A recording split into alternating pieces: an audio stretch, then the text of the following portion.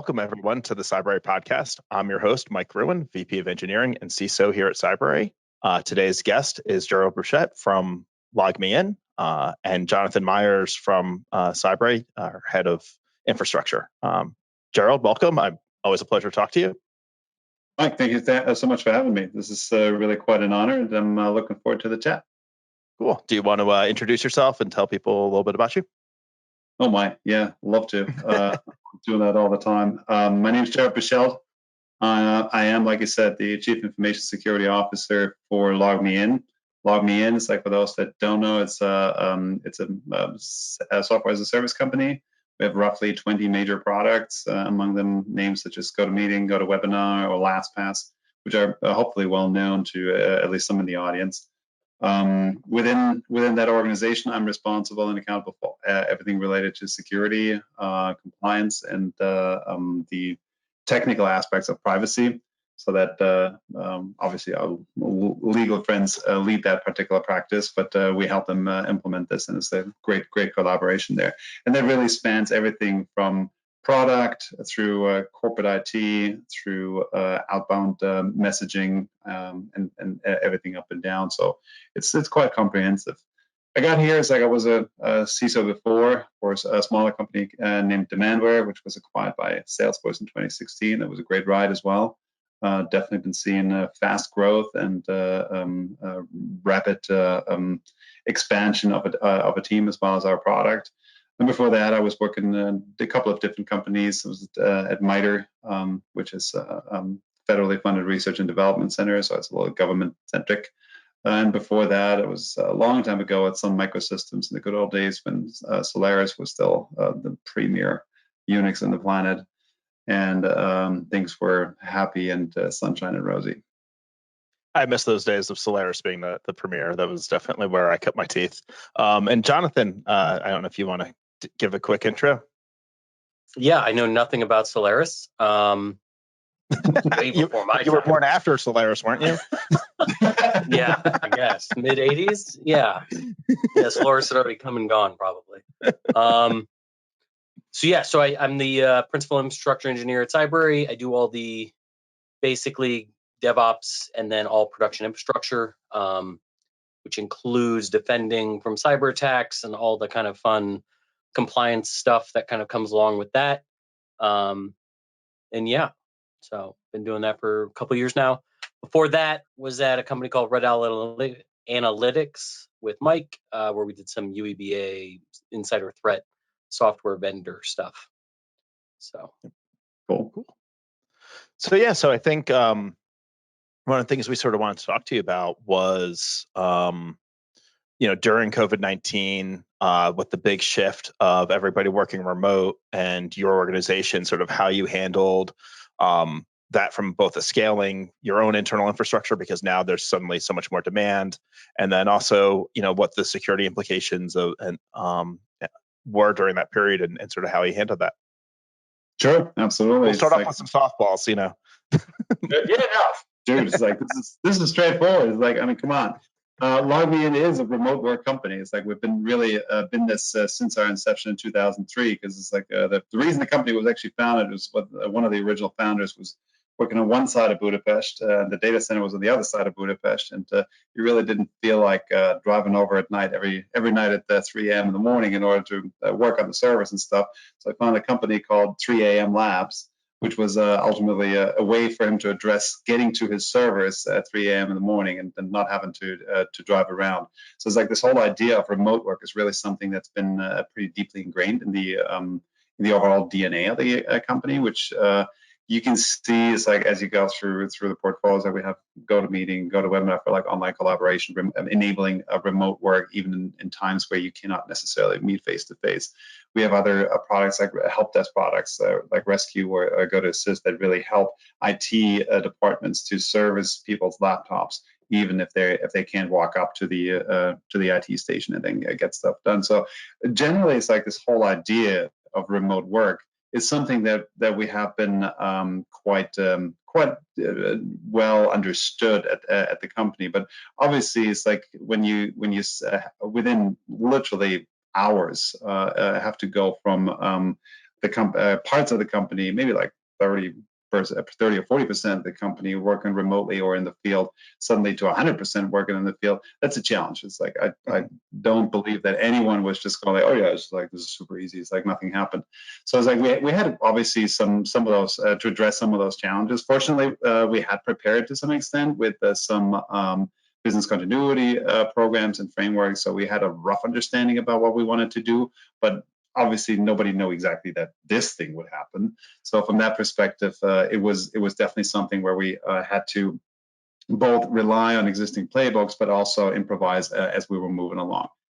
Internally, I would say it was really not that much of a significant change. Like I said before, this whole concept of working remotely, working through from anywhere kind of concept is part of like what we do at LogMeIn. And so from that perspective, it was it's like just drink our own champagne or eat your own dog food, depending on how old you are, right? So it's like we're just going down the path of what we were saying all along is the right approach. It worked pretty well. It's like the company itself is really well set up from a software as a service perspective. So a lot of our internal services do not rely on some server sitting in some corner of an internal data center or an IT cabinet or what have you. Instead, it's like we've been really living in the SaaS model ourselves, which obviously made it a lot easier to deal with things like, say, VPNs, which I heard a couple of people may or may not have had some issues with, or dealing with the idea of leveraging identity as the true perimeter around your assets, instead of just relying on some form of a firewall, which is not really a good way of doing this. So that worked all quite well. I think some of the bigger challenges, to be honest with you, were in the context of scaling our services, which we were using internally, but suddenly everybody was using, right, to those kind of levels that we needed them to be at.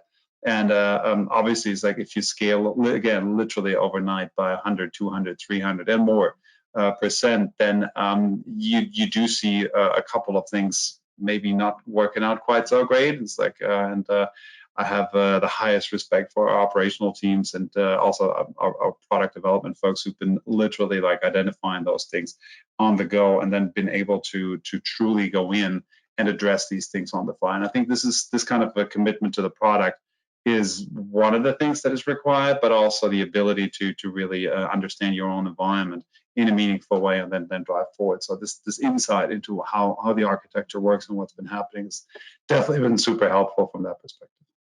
Yeah, I gotta imagine it's like both your great dream and worst nightmare, right? Like in terms of like suddenly you're 10x what you were yesterday or whatever it is, because there's just so much more demand for your products. But then it's overnight success type. Oh, not that you guys have been around for a while and that you're, you understand what I mean. Like it's all of a sudden there's just a huge demand.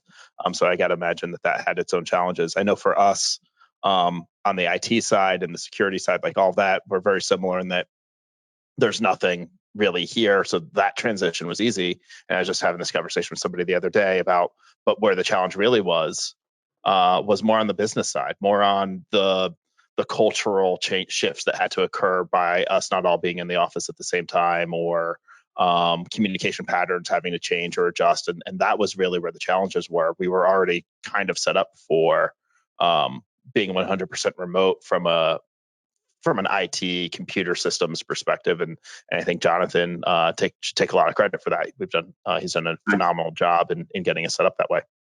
Yes, I think you just brought up something that that was really important for us as we were transitioning from the normal kind of like hybrid office environments into remote work only. What was important to me from a security perspective is that we really doubled down on our security awareness and engagement function. Because at the end of the day, it's like if you have, if you think about it, it's like in a large office, people tend to rely on shouting over the hallway, say, "Hey, it's like I got this kind of weird email. Is that okay?" Or is that not so good? So it's like those kind of interactions suddenly were gone. I mean, we obviously have internal instant messaging kind of tools that allow us to do this online, but it's not the same quality of interaction. It's like you feel like, should I really shoot this message over to someone, or is like maybe I'm disrupting them? It's like I don't know. So, Right. so I just click. It's like it's going to be fine anyways.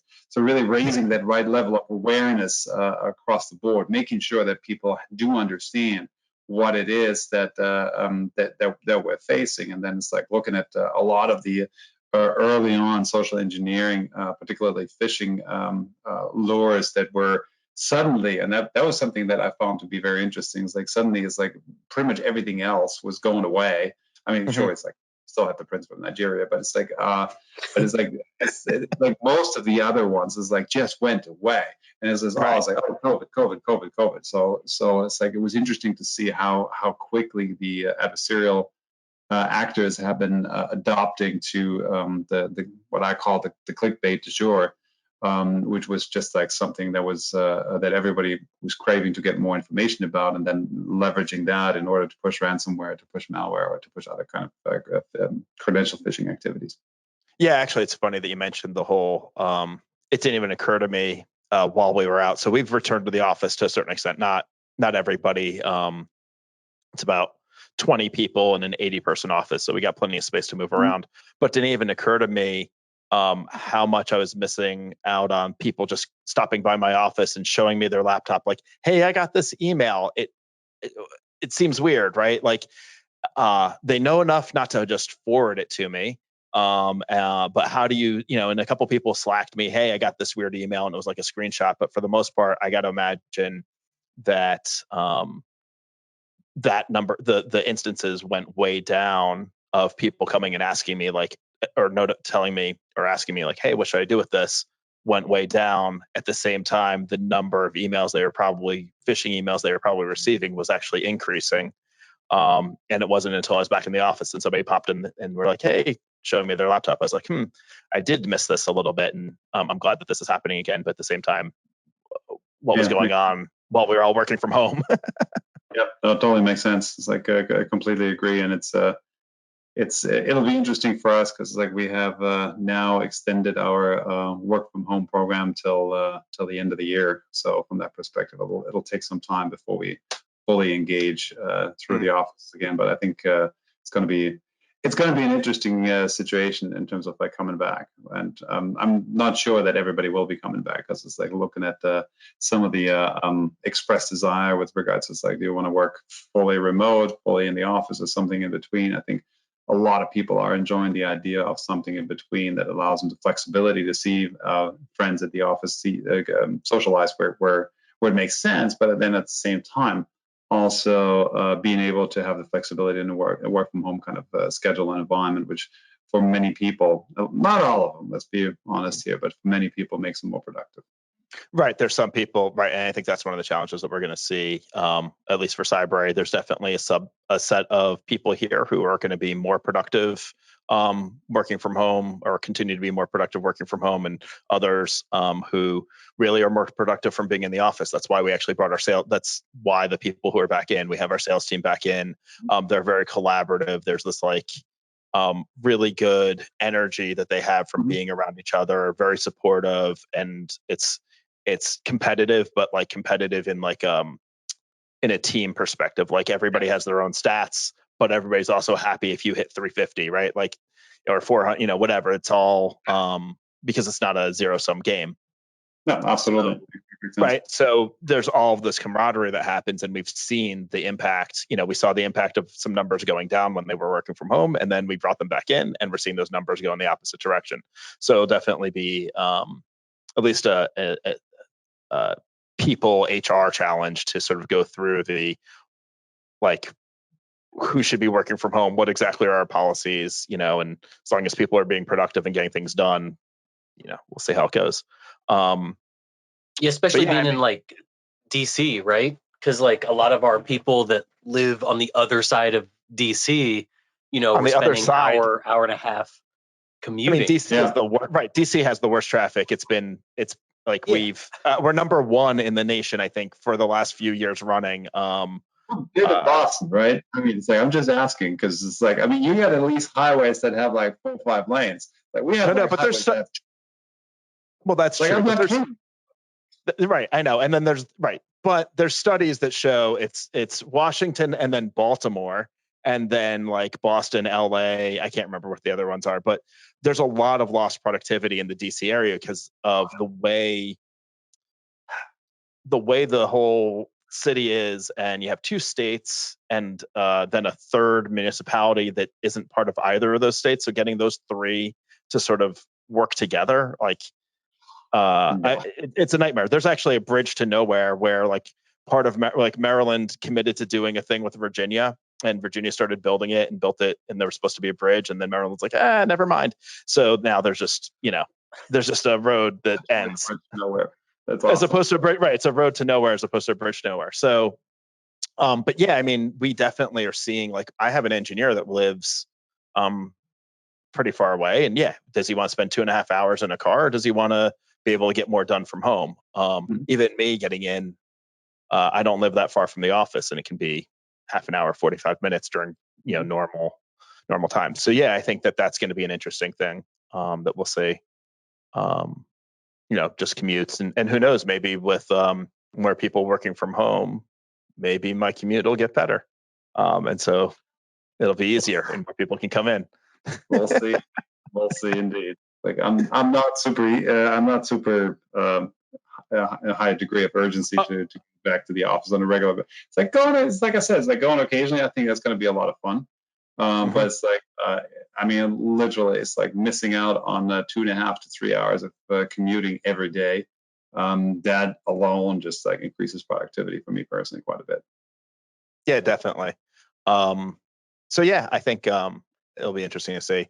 I'm curious, you sort of brought up a point earlier we've sort of gone pretty far from, but in terms of the operational, like what you saw once this was all happening and you saw this big surge, and you were mentioning like the dedication of your team to as this all scaled up. I'm curious, what are there any like stories or anything that you can share from that experience, or any big surprises or anything along those lines, either positive or negative? Right. I think one of the things that was underappreciated at the beginning, that I kind of like that we didn't really foresee right from the get go, but should have kind of like foreseen. And so it was like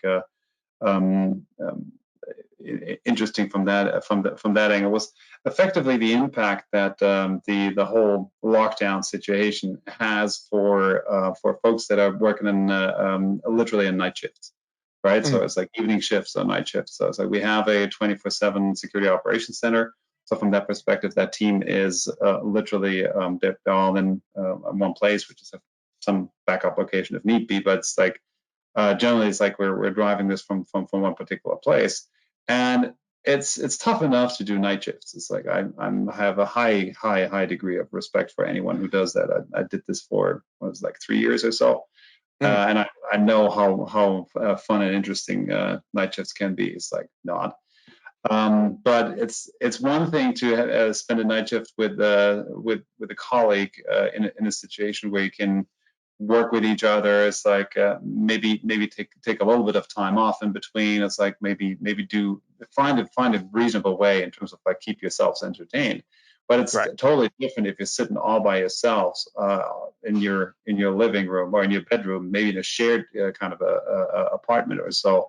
It's like just trying to stay awake all night long, not seeing anybody during the day, because guess what? That's when you're sleeping. And on top of that, being locked down, so you really don't have any kind of choice to ever meet anyone.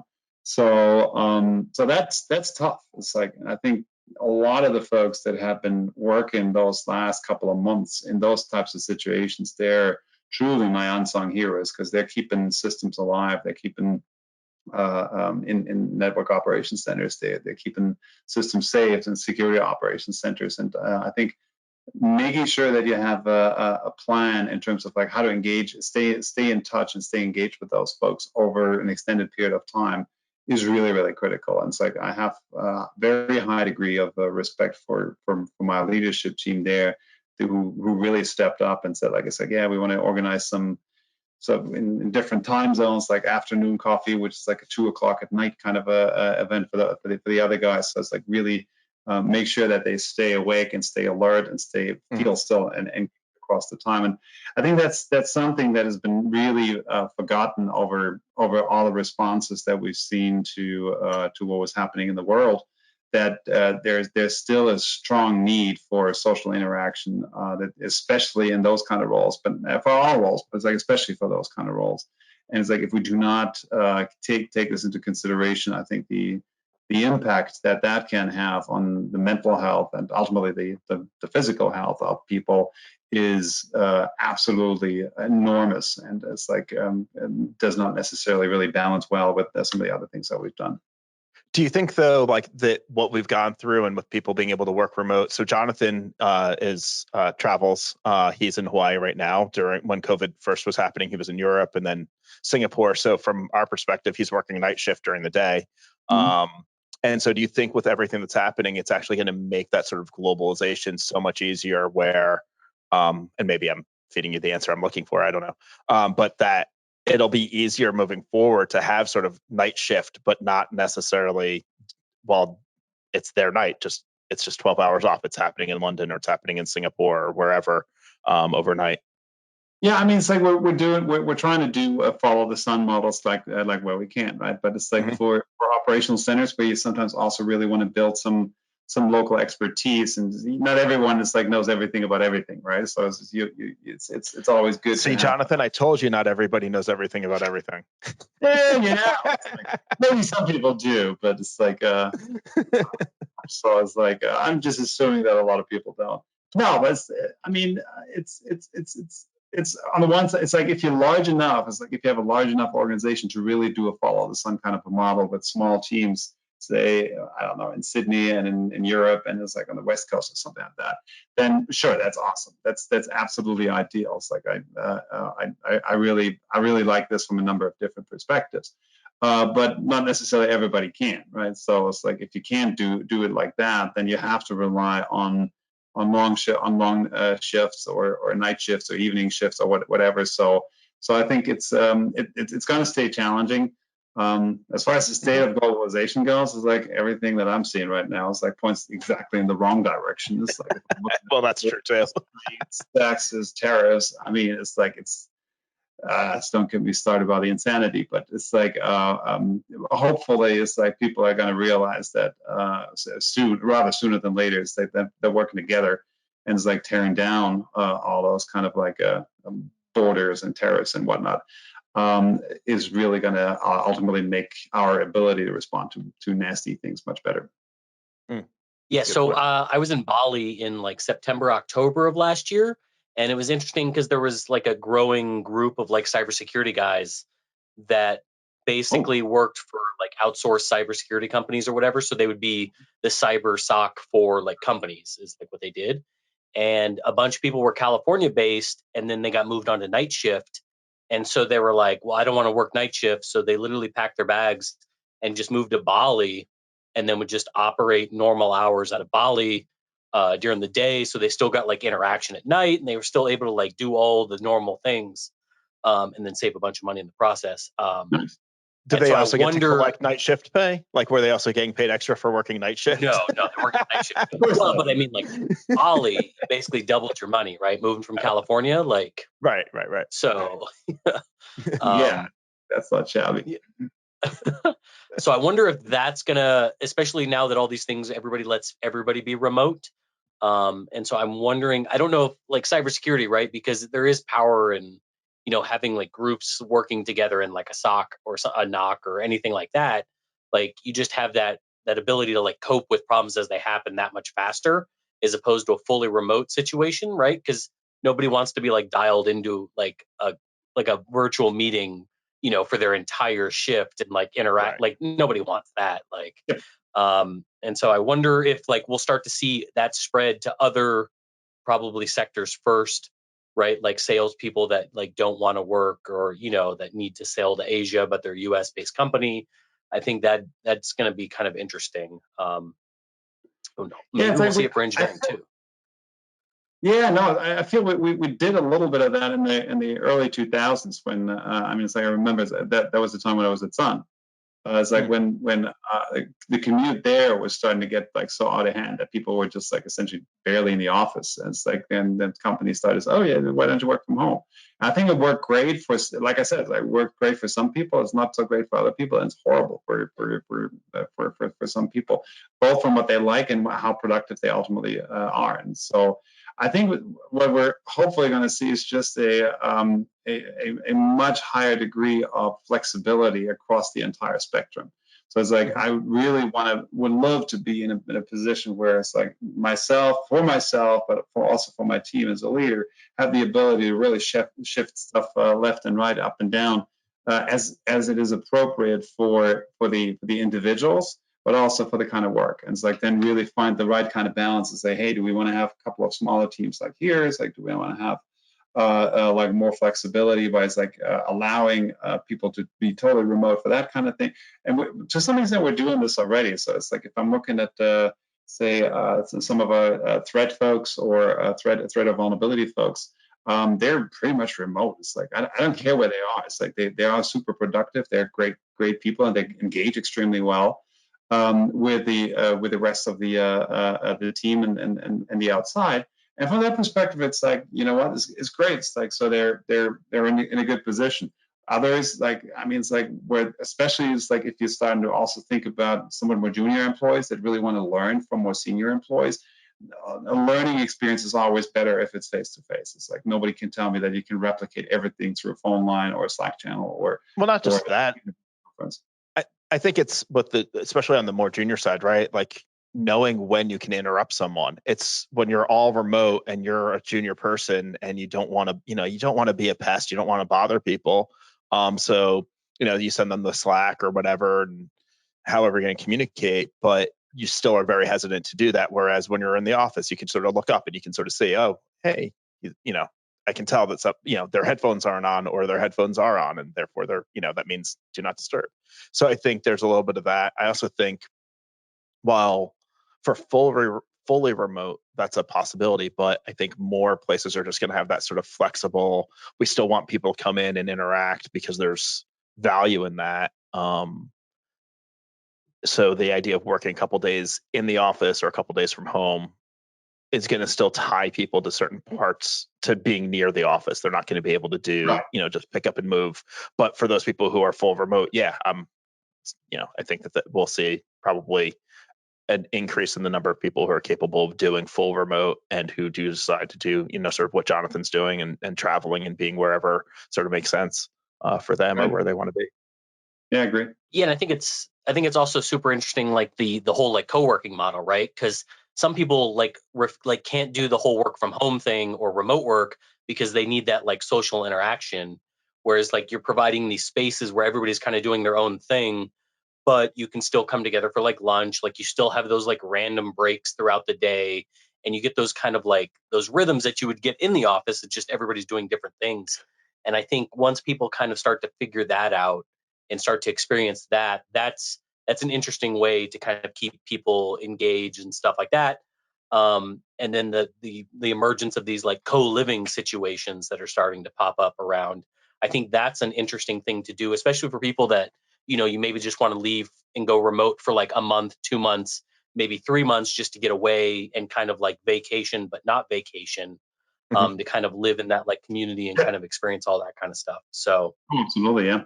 And I think it's interesting is that so one of the things is like around this kind of like interaction patterns, like in offices. One of the folks told me it's like what they're missing most is the ability to just like walk the hallway and literally hear what people are talking about. I mean, it's like it's not that we're like big ears, like big brothers, like security guys is like they're doing this or that. But it's really just like randomly stumbling upon like a project that you would never really had a chance to actually engage with naturally, because you know what, it's like this is not like the main line of thinking, but it's like hearing this on the hallway. It's like hearing this over the water cooler or in the kitchen when you make yourself a coffee. It's like suddenly you pick up on that, and it's like you can really use this kind of opportunity to improve the overall security posture of that particular new project, and maybe even save the company a lot of money is like on the way of doing so. So it's like that's obviously a lot harder in those kind of like fully remote operations. And that's why I'm convinced it's like the hybrid model. It's like we sometimes come in, sometimes don't. It's like where you figure out. It's like if you really have some want some focus times, like why not do that from home? Because assuming that you have a home that allows that, obviously. But or the other way around, right? It's like really make sure that that those kind of that you have the maximum amount of flexibility. I think it's going to be beneficial for any kind of knowledge worker across the board. Yeah, I agree. I think there were two things I noticed when I was working from home that I missed. One was the overhearing the other things that were going on and being able to weigh in and sort of help and help things to be just a little bit faster, a little more productive, by like pointing out like, hey, that's not going to be a great idea, like from a security or whatever. And so rather than then going down this bad path and then having to unwind it and so on and so forth. The other thing was the sort of rubber duck conversation. Like, I think you can still get this in a co-working space where you just need someone else to bounce ideas off of. They don't necessarily need like all of the knowledge and all of the experience, and they don't necessarily even need to be someone on your team or whatever. But I think that that's another one that I was definitely missing. Like, my 13-year-old can only help me so much when I'm as a rubber duck. But you can get that out of a co-working space, or you can get that, and I think coming into the office, that's been a really helpful thing is, hey, let me just bounce this idea off of you. I think it's harebrained, but you tell me. And that's just something that's hard to do. Yeah. Totally. The sounding board is, what do you think? Is that a stupid idea or is this great? Right. It's like, and then the only other whiteboards, I don't know how, like somebody's going to make a lot of money when they figure out how to do a true virtual whiteboard that really works. So many of them in the past. It's like all the camera solutions. One of the coolest one I've seen was actually a real whiteboard. And you had real pens, right? It's like on the tip of the pens there was some receiver. So it's like the whiteboard itself had like the appropriate kind of rasterization of what was going on. So it's like as you were drawing on the whiteboard itself, it was automatically transmitting that via, I think it was USB or whatever, into the screen, so you could share that screen and do it. But it's not the same. It's like everybody would have to have one of those kind of things, and they were like, I don't know, like right. Or Sketchpad, iPad. I feel like your company is well positioned to come up and solve this problem and just destroy it. Yeah, well, I promise you, we'll be working on that. That's for sure. All right. Let me know if you need any R&D. I'll come over. It'll be fun. I would say one of the cool things that I found, like going down that whole thing that Mike said, where it's like you need like that rubber duck or that sounding board. One of the interesting things that's kind of counter to that is, say you're like the only person at your company that does like infrastructure, right? Like typically, like I'm the subject matter expert. Can you relate to that, Jonathan? Yeah, right. Like, so I'm the subject matter expert on infrastructure at Cybrary. There's not a lot of people I can have like super in-depth technical conversations with. And one of the things I just happened into when I was in Bali and like some of these other places was meeting other people that did that level of stuff. And so it was amazing. I would say our infrastructure game like doubled, like the speed of which we were doing things like doubled and improved so fast, because I was able to like sit there and just bounce ideas off another guy who was the only guy at his company and talking about ways, like these different unique ways of approaching ideas, or just like these certain technologies that fill these like very niche things that you just never really thought about.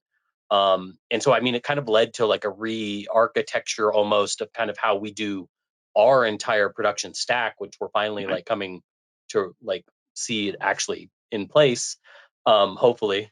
Almost just there. And so almost just there. And so that was super powerful for me, which I think I was missing out when I was working in the office, because it was just, I never had that kind of person, or you never had anybody that you could like really kind of have those conversations with. So, and what I think is interesting, there's communities for that, right? There's online communities, there's question boards and stuff like that. But I'm not that guy. I'm not someone who's going to post a question. Like, I'm the type of person who would much prefer to interact with a human face to face and in real time. Over and a I'm beer not the type, or a drink, right? Or whatever, right? And second to that is synchronously over some sort of chat platform. But the idea of like a lot of those communities is that they're asynchronous communities, and I agree with you. I think that being able to synchronously do it and with this exchange of information, I think that's a really interesting point. Yeah, I Yeah, agree. because I totally agree. Go ahead. we had so like when I was back in the early days of Istio, right? Like very early days of Istio, which is a Kubernetes like management routing networking service. Like I was doing an upgrade and it broke in the middle, and so production like kind of goes down.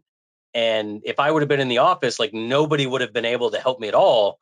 But at this co-working space, I was able to call on my buddy James and be like, hey, like, you know, Istio, I know Istio, like, help me figure out like where I can start to debug, so it's like we can tag team this and stuff like that. And I think that was also super powerful. It's just like when you get into a bind, it's very easy to kind of hopefully find people. And I think in the past we've kind of done these things with like meetups and things like that, but those always seem like a super like formal gathering, and it's like it's all time bound and things like that. Whereas like this is like you're just kind of working in the same space. You just bump into them, just like I guess kind of like normal non-singular focused people in a company kind of do it, right? Like engineers.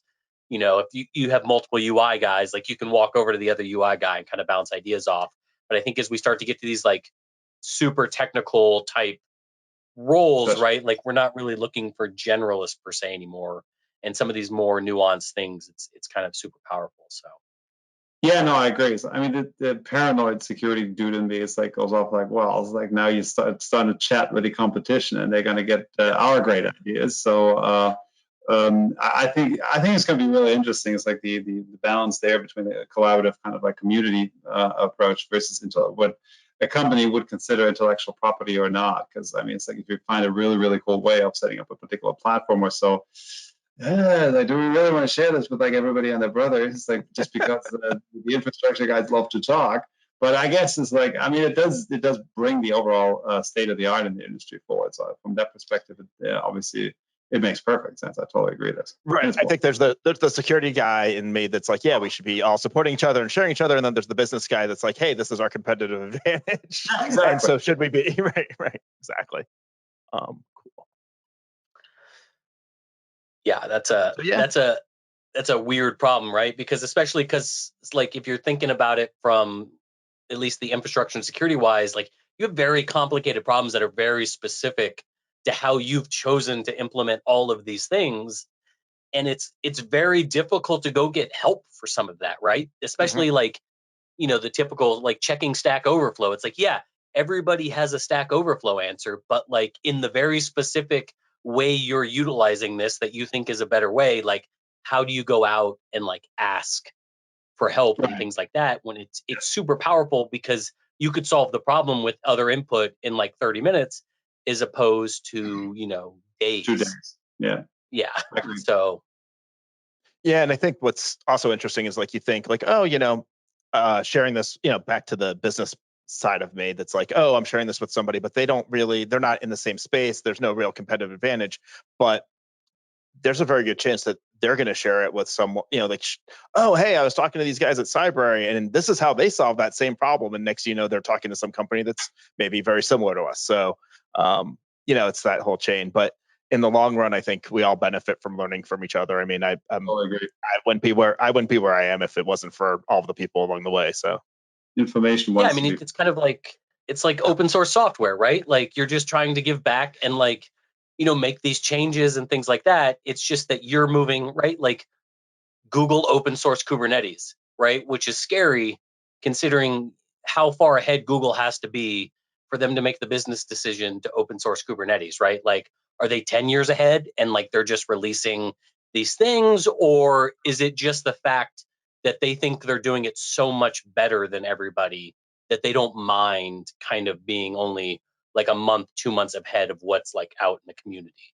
Or going back to the original promise of open source software, it's like that's like by open sourcing it, even if they're only just a little bit ahead of it, it's like the contributions that they're going to be getting back from the rest of the world are going to be outweighing, and their ability to execute on them is going to be much better than what would happen without that. So it's like I can definitely see that as well, 100%. Yeah. Oh, interesting. Especially I take the pessimistic view that they're 10 years ahead. There you go. Yeah, especially if you look at like the open source stuff, is like you're expecting the community members not to make these like huge architectural lifts and things like that, but they're kind of picking up the low level stuff that just allows you to advance so much faster. And so I think that's, like some of these conversations that you would have with people, it allows you to kind of like stop thinking about the minutia and start thinking about like high level stuff, like where you're trying to go and how to get there.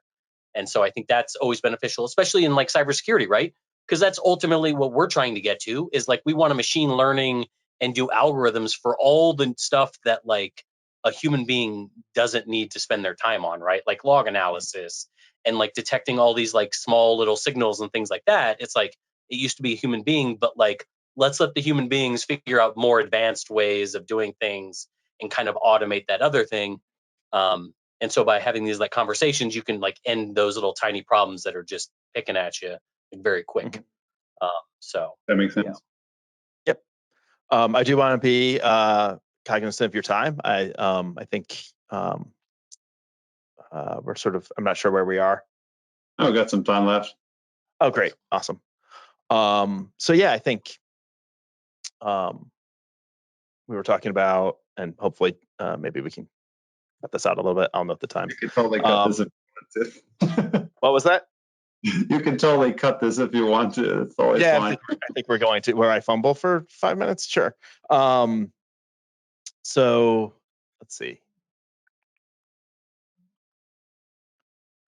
That's what I wanted to talk to you. I was curious. So we mentioned open source a second ago. What's your company's sort of perspective on open source, and how do you feel about, whether it's, would you consider if, participating in it? Do you have anything that's sort of open source already? I'm sort of curious.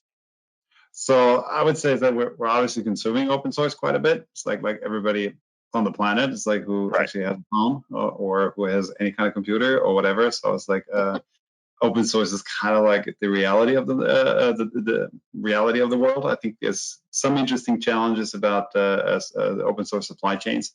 If you think about it, it's like I'm relying on some parser that somebody wrote like 10 years ago, and it's like decides now to like drop it. It's like, oops. So that there can be an interesting kind of dynamic behind that. As far as open sourcing ourselves, we have open source stuff. It's like we're not a huge contributor to things, but we definitely have open sourced a bunch of things, and it's like where it makes sense for us, we try to give back. It's like the kind of stuff. Sometimes what I'm personally thinking is like super just me. It's like some of the software that we are producing is it's kind of like standard fare. It's like there's nothing like Kubernetes that comes out of it, right? So from that perspective, it's it's like is there really a lot of advantage of open sourcing this or that? But I think we've done a pretty decent job in terms of like really giving back both open source as well as like general concepts. So if you just think about LastPass, the idea of a password manager that's like stuff with zero knowledge is like, I mean, it's like being copied is the greatest form of flattery, right? So it's like I think we have a lot of copycats that have been picking up on that idea since LastPass was one of the first ones to do this. So I think the giving back some of the ideas to how you can really improve security, for example, across a larger audience, including like literally people that don't necessarily even know that this is a security tool. That is something that where I'm particularly proud of, and where I think we've been doing quite well. Also been engaged in other activities. So I'm part of the National Cybersecurity Alliance. Those are the guys that are doing the October Cybersecurity Awareness Month. So it's like driving awareness around that, I think is pretty important as well. I agree with that. I think I've always had that challenge with open source. There's plenty of projects we've thought like, hey, yeah, we should open source this, but then it frequently runs into some sort of challenge at some level, and then it's, do we really want to maintain this? What's the level of overhead? Do we have the, Yeah, that's exactly, because I think what's really not a good strategy for open sourcing is like just tossing something over the fence, right? And then say like, oh yeah, here we're open source, we're awesome. It's like, so who's maintaining that? It's me. I don't know. I won't. Right. So I think that's not necessarily a good way of open sourcing. I think everybody agrees on that one. But it's hard. It's really a commitment if you actually do open source something and then keep it up and running and utilizable by the larger industry. So I think it's from that perspective, this is really something that is much better aligned to if you're either a really large company who can afford it, or a smaller company that has built a whole business process or a business model around the maintenance of open source software in meaningful ways, and then with the enterprise kind of support, et cetera, it's like providing that. So it's not necessarily for everyone. Yeah, definitely. Yeah, I think there is a certain business model approach to it where you can decide early on that this is the way we're going to do it. But yeah, as a sort of as a small company coming along with something like, hey, yeah, this would be great open source tool, that's where it runs into that. Like, yeah, we just don't have the people to really make this successful. So why would we bother open sourcing it? It's actually probably only going to reflect more poorly on us that we have this thing out there that we're not maintaining and stuff like that. Yeah, makes perfect sense. Cool. I mean, and we also do a lot of like, I mean, I help contribute, like when we do like our infrastructure and stuff like that, we kind of make sure that we're using like the open source, like Terraform codes and like Helm charts and things like that. So that way we utilize those. And then if it doesn't quite like fit our need, I just do the PR to that open source repo to kind of make sure that everybody can then, have those config options and things like that, just to kind of like push that forward so I don't have to spend time, which has kind of started to pay dividends as other people are committing, and then it bumps the security posture of your like Terraform code and things like that, especially when like the bigger companies are kind of contributing to things like that. And then making sure when you find bugs, actually going to those repositories and like submitting the tickets and giving all the information they need to kind of fix those, I think is super important. And hopefully more people kind of do that, because that kind of just it gives more power to the people that are actually maintaining it. And then you just kind of evolve faster, and it's less of those like leg biter things, ankle biters. So yeah, absolutely. Yeah. No, sorry. Go ahead. Oh, I was just gonna say, yeah, no, definitely we support giving back. I mean, if you're going to build on top of open source, I think that's the contract, right? That you're using this stuff, and as you're finding things, being able to contribute that back to the project is really part of that. That's what makes it all work. And if you're not going to be giving back, there's something kind of not right about that. We'll sort of leave it there, not, or at least I'll leave it there, not upset anybody. But yeah, that's sort of my opinion. Cool. Yeah. Or when you do all the effort and make the pull request, and then there's just no maintainers on that open source project that want to do anything, and so you're just sitting there, and then you end up making your own fork and then patching that. Just fork it. Yeah. What can possibly go wrong, right? Oh, yeah. Until 2 years later, you're down that road, and you're just like, oh, we should probably like, not do this, and you're just so far down that path. You're like, well, we now own this. Like, yep. It's like, welcome to what you got to do for yourself. Yep. Yeah, no, it's like from a security program perspective, it's like relying on existing kind of stuff and not trying to reinvent the wheel is definitely something that I find usually extremely appealing. And the whole idea is like, oh, it's like, we need to write something on our own to make it work for our own environments. Like, maybe we should just adopt to what everybody else is doing, because there may be a reason why everybody else is doing it. I mean, I'm not always someone who says like, oh, let's just follow everybody else, because it's like if a million people are jumping off a bridge, we know where that story goes. But it's like there are certain patterns that develop over time and certain adoption of technologies, and let's stick to those. Yeah, I mean, I think there's a difference between cargo culting and jumping on the latest, hottest thing, which everybody else is doing, and going with like, hey, this is somewhat tried and true, and adopting those. I think that's how Cybrary operates. That's sort of, as the VP of engineering, that's my approach to most things is like, unless it's really core to our business, let's try and take advantage of something else that's out there, whether it's SaaS or open source or whatever it is, so that we can continue to stay lean and focused on our core business and what we have to do to succeed. And let's build that stuff and not build, an authentication system from scratch. That's something that we or an endpoint protection. Exactly.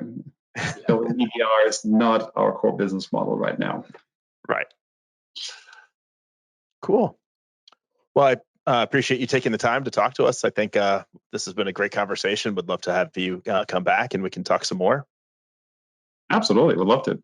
was great. Cool. Definitely. Thanks for having me. It was very enjoyable. It's like a lovely afternoon. So I was like, this is great. Thanks.